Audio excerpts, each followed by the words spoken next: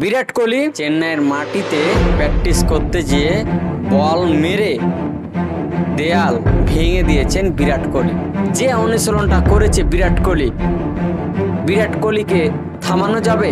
নাহিদ রানাকে দেখে ভয় খাচ্ছে টিম ইন্ডিয়ান। আসসালামু আলাইকুম সম্মানিত দর্শক, পাকিস্তানের মাটিতে গিয়ে যে দলটা ইতিহাস করতে পারে হালকাভাবে নিতে পারছে না বিরাট কোহলি। আমরা ইতিমধ্যে দেখতে পেয়েছি বাংলাদেশ ক্রিকেট টিম ভারতে অবস্থান করছে এবং চেন্নাইয়ের মাটিতে অনুশীলন করছে বাংলাদেশ ক্রিকেট টিম এবং ইন্ডিয়ান ক্রিকেট টিম।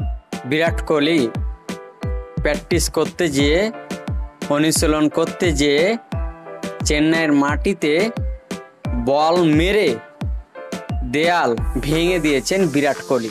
যে তার কতটা ক্ষুধা রয়েছে রান করা, সিক্স মেরে দেওয়াল ফুটো করে দিয়েছে। আমরা সে ফুটেজটি আমরা দেখতে পাচ্ছি।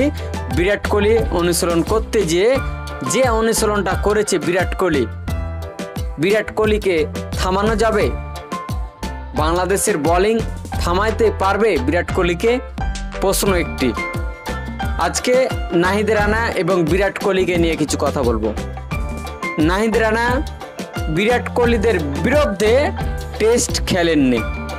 তার প্রথম টেস্ট ম্যাচ হতে যাচ্ছে ইন্ডিয়ার বিরুদ্ধে এবং ইন্ডিয়ান কোনো ব্যাটিং নাহিদ রানার এগেনস্টে ব্যাট করেননি।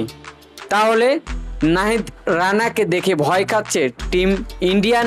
ব্যাটিং নাহিদ রানা 6 ফুটের ওপরে তার হাইট। নাহিদ রানাকে দেখেছি তিনি প্র্যাকটিস শুরু করেছেন চেন্নাইয়ের মাটিতে।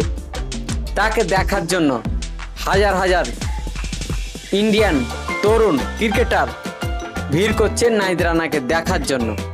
আসলে নাহিদ রানা বাংলাদেশের ইতিহাসে 6 ফুটের ওপরে উচ্চতা রয়েছে নাহিদ রানার।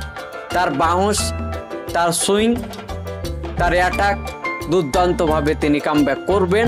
পাকিস্তানের মাটিতে যেভাবে কামব্যাক করেছিলেন, লাস্ট ম্যাচে আমরা দেখেছিলাম নাহিদ রানা পাকিস্তানের এগেনস্টে 5 উইকেট পেয়েছিলেন।